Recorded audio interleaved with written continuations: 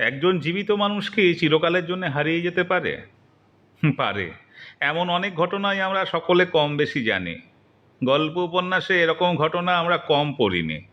সত্যিকারের জীবনেও জীবিত মানুষের চিরকালের মতো হারিয়ে যাওয়ার ঘটনা মাঝে মাঝে শোনা যায়। কিন্তু এরকম বরাবরের মতো একটা জলজ্যান্ত মানুষ হারিয়ে যাওয়ার ঘটনা কতটা সত্যি তা কি ঠিক করে বলা যায়? আজকাল খবরের কাগজে, টেলিভিশনের পর্দায়ও আমরা হারিয়ে যাওয়া মানুষের খবর আর ছবি দেখতে পাই। সেসব হারিয়ে যাওয়ার মধ্যে হয়তো অনেক কারণ থাকতে পারে। কেউ হয়তো ইচ্ছে করে পালিয়ে যায়, টেলিভিশন ইত্যাদিতে বিজ্ঞাপন দিয়ে এদের অনেককেই হয়তো খুঁজে পাওয়াও যায়।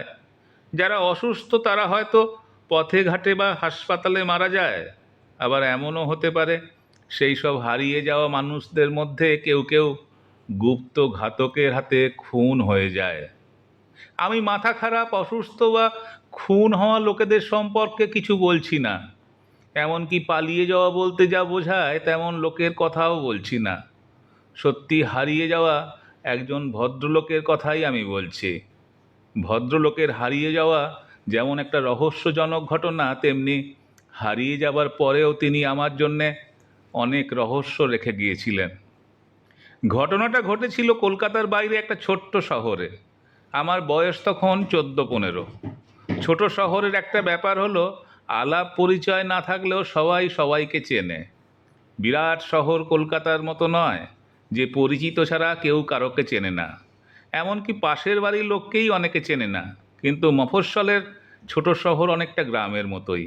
বিশেষ করে সেই সময় আমার বয়স যখন ছিল 14-15, সেই সময় ছোট শহরে সকলেই সকলের মুখ চেনা ছিল। এমনকি মুচি ফেরিওয়ালারাও বাদ যেত না। আমি যে ভদ্রলোকের কথা বলছি তার নাম ছিল শ্যামকিঙ্কর চট্টোপাধ্যায়। তার পরিচিত শহরের লোকেরা তাকে শ্যামবাবু বলেই ডাকতো। যে সময়ের কথা বলছি তখন শ্যামকিঙ্কর বাবুর বয়স 40-42-এর বেশি নয়। তিনি আমাকে চিনতেন কি না আমি জানি না। আমাদের বাড়ির সঙ্গে তাদের বাড়ির কোনো পরিচয় ছিল না, কিন্তু আমি শ্যামবাবুকে চিনতাম। তাকে চেনার বিশেষ কোনো কারণ ছিল না।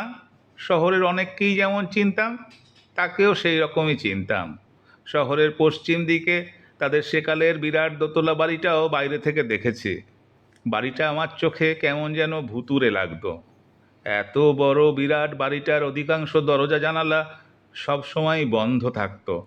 মনে হতো বাড়িটা ফাঁকা, লোকজন নেই। বাড়িতে শ্যামকিঙ্কর বাবুর কে কে ছিল তাও আমি জানতাম না। শহরের অনেক বাড়ির ছেলের সঙ্গেই আমার ভাব ছিল। শ্যামকিঙ্কর বাবুদের বাড়িতে আমার বয়সী কোনো ছেলে ছিল কি না আমি জানতাম না। থাকলেও আমার সঙ্গে কখনো তার পরিচয় হয়নি। শ্যামকিঙ্কর বাবু শহরের একটি সরকারি অফিসে চাকরি করতেন, সেটা আমার জানা ছিল। কোর্টের পাশেই একটা সরকারি অফিস বাড়িতে তাকে সকালে বিকালে যাতায়াত করতে দেখতাম। শীতকালের সময় ছাড়া সব সময় তার হাতে থাকতো একটি ছাতা। তিনি মানুষটি ছিলেন ছোটোখাটো, পাতলা চেহারার। গায়ের রং ছিল বেশ ফর্সা, নাক ছিল চোখা, চোখ দুটো ছিল বড় বড়। মাথার কালো চুল কখনো খুব বড় দেখিনি। 12 মাস ধুতি পাঞ্জাবি পরতেন। বেশিরভাগ গেরুয়া রঙের পাঞ্জাবি তার গায়ে দেখতাম। তাকে দেখলেই মনে হতো তিনি বেশ শান্ত প্রকৃতির মানুষ। খুব অল্প লোকের সঙ্গেই তাকে মেলামেশা করতে দেখতাম। কথা বলতেন খুব আস্তে, খুব গম্ভীর হয়ে থাকতেন না। তবে তাকে খুব বেশি হাসতেও দেখিনি কখনো। শহরের কোনো কোনো লোককে নিয়ে ভালো মন্দ নানা রকম আলোচনা হতো। শ্যামকিঙ্করবাবুকে নিয়ে কোনো রকম আলোচনা হতো না। কেনই বা হবে? তিনি মিউনিসিপ্যালিটির ইলেকশনে দাঁড়াতেন না, স্কুল কলেজ ধর্মঘট করতেন না, বক্তৃতা করতেন না, থিয়েটার করতেন না, গান করতেন না, কোনো খারাপ কাজও করতেন না। তাই তাকে নিয়ে কোনো রকম আলোচনা হতো না। আমি বা আমার বন্ধুরা কোনো দিন তাকে নিয়ে কোনো কথা বলিনি। তিনি ছিলেন শহরের একজন খুব সাধারণ মানুষ। কিন্তু এই সাধারণ মানুষটি একদিন শহরের সকলের আলোচনার পাত্র হয়ে উঠলেন। আমরা শুনলাম শ্যামকিঙ্কর বাবুকে নাকি দুদিন ধরে খুঁজে পাওয়া যাচ্ছে না। দুদিন আগে খেয়ে দিয়ে বেলা 10টা নাগাদ তিনি অফিসে গিয়েছিলেন, তারপর আর তিনি বাড়ি ফিরে যাননি।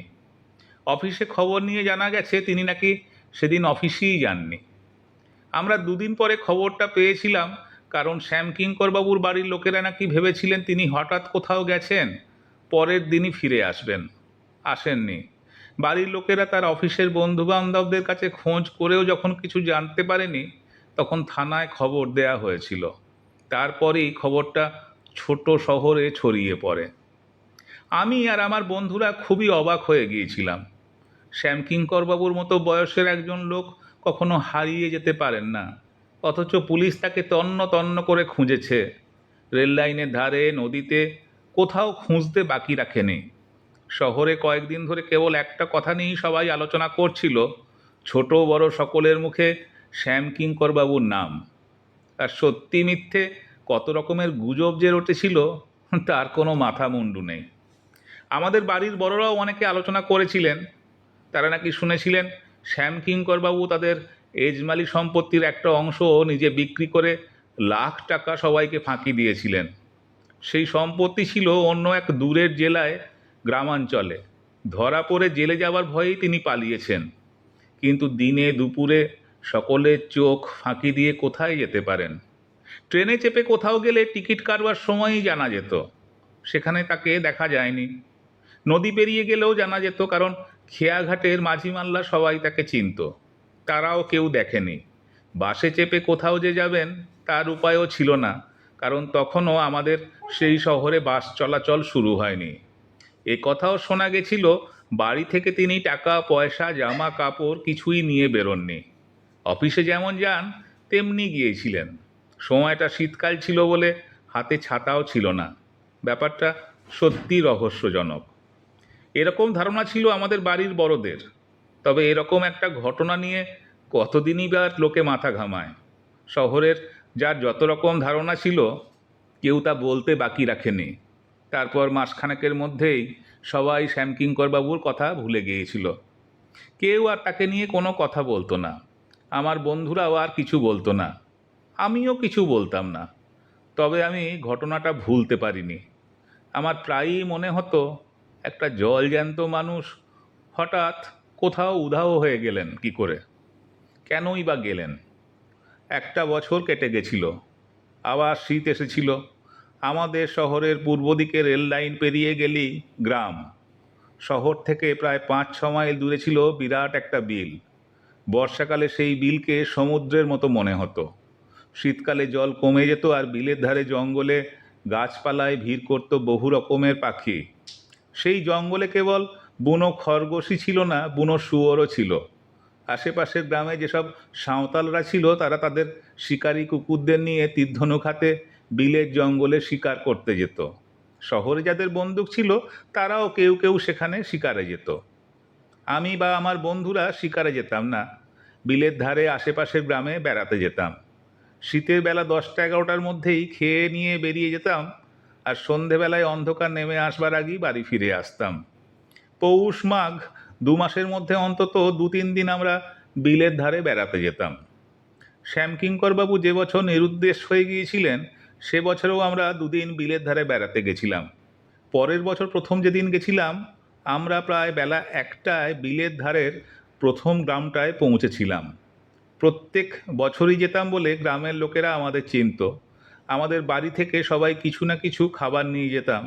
তবু তেষ্টা পেলে গ্রামের লোকেদের কাছে যখন জল চাইতাম, তারা শুধু জল দিত না, নতুন গুড়ের পাটালি তো দিতই, তাছাড়া অনেক রকমের মিষ্টিও দিত। সেই সময় খেতে থাকতো ছোলা আর কড়াইশুঁটি। গ্রামের লোকেরাই আমাদের ছোলা আর কড়াইশুঁটি হাতে তুলে দিত। যাই হোক, আমরা বিলের ধারে যাবার আগে প্রথম গ্রামে ঢুকে এক বাড়িতে নতুন গুড়ের পাটালি আর জল খেয়েছিলাম। তারপর বিলের ধারে জঙ্গলে গেছিলাম। সাঁওতালদের একটা দল শিকারে এসেছিল। জঙ্গল আর গাছপালা ক্রমেই ঢালুতে নেমে গেছে। জঙ্গলের পরে চাষের জমি, আরও দূরে নিচের দিকে জল। আমার চোখে পড়েছিল জঙ্গলের উঁচু পাড়ের দিকে নতুন মাটির ঘর, মাথায় টালি। বেড়ার ফণিমনসা তেমন বড় হয়নি। উঠোনটা গোবর মাটি দিয়ে ল্যাপা মোছা তকতকে। তবে একটাও ফলের গাছ ছিল না। একদিকে একটা বট গাছ, অন্যদিকে একটা গাম্বিল গাছ ছিল। বিলের ধারের উঁচু পাড়ের জঙ্গল সাফ করে নতুন ঘর তোলা হয়েছিল।